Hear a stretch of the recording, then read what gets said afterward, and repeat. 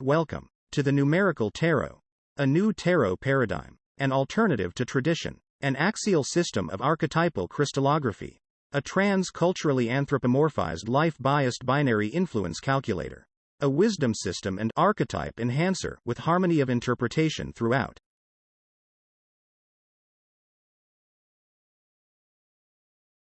The content of all the videos in this series are excerpts, edits and brief summaries from the eBooks All Things Are Numbers and All Things Are Patterns, links below. For a more complete explanation of each idea, additional reading might be helpful. Hopefully the basic ideas come across enough to pique your interest in trying this alternative approach to tarot.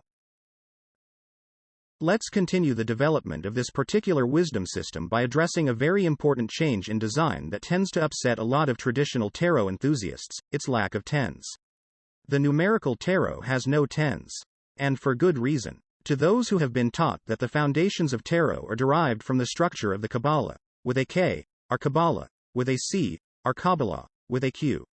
Not having any tens might seem like an abomination before the Lord. To those accustomed to normal playing cards, not having tens might seem impractical. For those who feel that all tarot deck must have 78 cards, having no tens might cause you to exclude decks made from this system from the world of tarot. For many reasons, having no tens might seem just plain wrong to many people. But there is method to this madness if one takes the time to look. In a previous video, a theoretical model of existence was created, using only 2 logical steps, resulting in a diagram consisting of 4 concentric circles in a point, which were meant to represent 4 nested spheres in a center, the parameters of which were then labeled with 9 numbers. That is the short answer to why there are no tens in this approach to tarot. This theoretical model of existence, drawn as it is, in your mind's eye, i.e. infinitely drawn nowhere, stands as a representation of the essence of being, that surrounds and contains all manifest entities that breach the continuum of infinity. 4 circles in a point, that's all. Very simple, very archetypal, but whereas 4 circles in a point might be a bit too abstract for some, analogies and allegories can be offered to help visualize the significant parts of this theoretical model.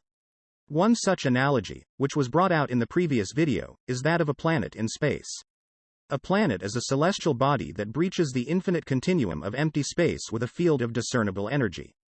That field of energy defines a presence, a vortex in the fabric of spacetime. The extent of that presence can be visualized in many ways: heat radiating, atmosphere dissipating, gravity diminishing, or sound fading. The point at which a planet's field of energy becomes so insignificantly small as to be negligible and immeasurable in its influence, a line of demarcation can be drawn.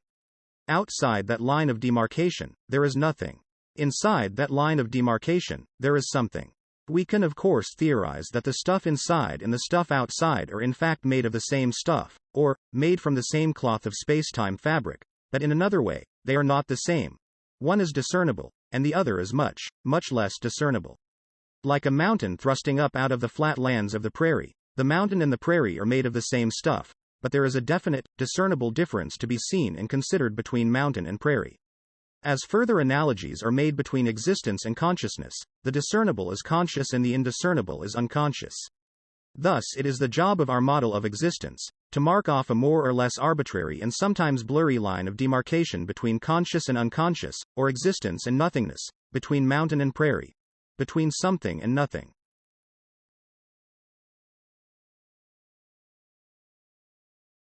In the planetary analogy, the outer circle, or circumsphere, defines a reference frame. Between the circumsphere and the planet's surface there is an area of open space. Some planets fill this area with atmosphere of one kind or another. The surface of some planets is a hard and well-defined crust. On other planets, it is not so finite. But whether well-defined or not, there is always a point where one can differentiate between the insides of an object and its outsides. This line of demarcation marks the surface of our planet. The stuff that defines the insides becomes the mass of substance that is characteristic of all manifest entities. Finally, an axis of rotation locates the center of manifest coagulation. The completed analogy includes 1 to 9, circumsphere, or sphere of influence; 2 to 8, atmosphere, or space displaced; 3 to 7, surface, or theoretical skin; 4 to 6, mass, or coagulated guts; 5 Axis, or core. Pretty simple, eh? It is. But why only 9? Easy. The number line that is seen within the planetary analogy diagram shown above is a one-dimensional representation of this model of theoretical ideas. It is used to label the significant parts of the model, and as you can see, it does so, with only 9 numbers. That is why there are only 9 numbers to any row of cards in the numerical tarot deck. 9 numbers describe the essence of being, for any entity breaching the continuum of nothingness that surrounds us. Conversely, the number 0 stands as a representation of that nothingness, as would the number 10 if it were to be included within this schema. But they aren't included. Why? The reason 10s do not appear as a card within any of my decks is because my decks are supposed to stand as a representation of these stages of existence, not non-existence. So things that stand outside the defined reference frame of existence, like 10s, are considered superfluous. They can be added back in, if someone has a lot to say about nothingness. But I, personally, don't think they should be used to describe the culmination of each number line's progress within the deck, the way they are in so many decks today. But even more to the point is the fact that one of the most important concepts of the uninterrupted continuum of nothingness that surrounds us all is its eternal sameness, standing in direct opposition to the infinite variety and diversity of each manifest being that is created from that sameness.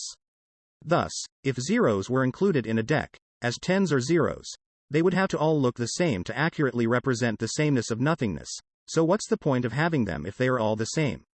Plus, to accurately represent the contiguous continuum of nothingness surrounding an entity, both 0s and 10s would be required, as the nothingness that surrounds us does not just exist at one end of the number line, but at both ends.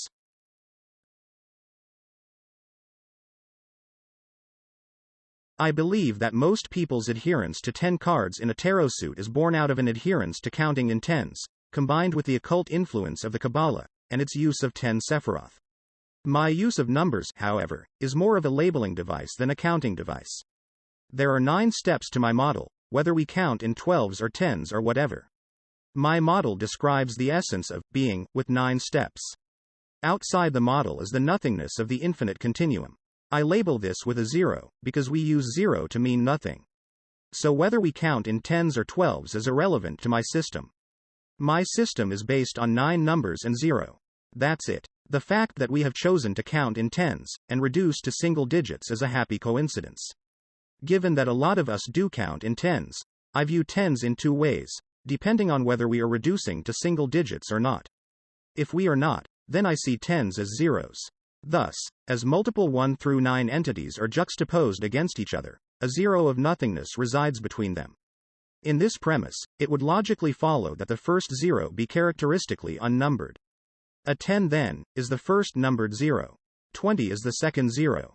Each 0 is followed by a set of 1 through 9, 20, 1, 20, 2, 20, 3, etc. up to 90, 9, and on. So in my world, 10s, are counted 0s, are like bookends to each 1 through 9 progression. They are like the space we have to jump across between railroad cars on a train. We created a theoretical model of existence using 2 steps of common sense reasoning. But the same parameters of existence can also be created by other means. Our 2-step model is static. Other models are more dynamic, and are created by a series of steps that progress one to another. In this way, manifest entities come into existence by way of a progression of ideas. To maintain the persistent illusion of reality, progressing models repeat throughout the life of the entity. Thus, for each manifest entity, ongoing progressions of 1 through 9 cycles become the heartbeat of the persistent illusion we have come to know as reality. If we choose to count these cycles, we could use incremented zeros. In that way, 0 becomes analogous to the go square on a Monopoly game board. However, if we don't care about counting, then we are meant to view each entity as a complete 1 to 9 cycle, where the return to 1 is accomplished by way of the reciprocal nature of the 2 endpoints of any number line. I like to illustrate this return to 1, by way of a progression of geometric shapes that begin with a point and end with a sphere, in 9 steps. With a progression like this, we see how the return to 1 is accomplished by acknowledging that a sphere reduces to a point, and a point radiates a sphere, and thus they are essentially the same, with the only exception being relative scale of size. Thus the concluding sphere of a 9 becomes the point of the next repetition of shapes, without ever including a 0, or a 10, or a 20. I liken this endless ascent of sphere leading to point, leading to a sphere, leading to a point, etc., to the Penrose and Penrose optical illusion of the endlessly ascending staircase. As 1 through 9 cycles repeat, we are forever ascending, or descending, and never really going anywhere. Point leads to sphere, which leads to point, which leads to sphere, which leads to point. So, in addition to labeling parts, a number line can also be used to describe events in time that progress as endless cycles. 0 is best used when considering things in a linear fashion, rather than a concentric fashion. Concentrically, 0 contains things. Linearly, 0 separates things.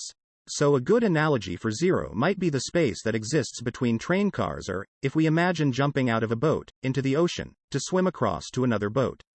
In my schema, zeros always define the outside. They define the outside of the entire entity, or, the outside of each of its parts, if and when individual parts are being considered as individual entities unto themselves. Thus, a 10 is just a counted 0. Sepher Yetzirah says to put one hand over the other and draw from finger to finger a 10-pointed polygon, making 10 an important number. I say, put your hands out in front of you. Cross your thumbs to symbolize the unity of opposites at a midpoint of confluence. 4 on one side, 4 on the other. Like angels' wings, with the crossed thumbs is the unifying body of temperance. 4 plus a unifying middle, 1, equals 9. Okay. That's not the best analogy ever. I was just trying to rework the Sepher Yetzirah idea to make a point. Maybe instead of putting your hands together, you should keep them apart. Each finger is an odd number. Each space between is an even number. The space between two hands is the infinite continuum of nothingness that surrounds, defines and separates all manifest entities. One hand faces you and is positive. One hand faces away and is negative. Two sides to everything. Each hand has a side that is seen and a side that is not seen. Two sides to each number. Two hands means 2 rows of 9 in the major icons of the numerical tarot. Two sides to each hand means 4 suits in the minor suits of the numerical tarot.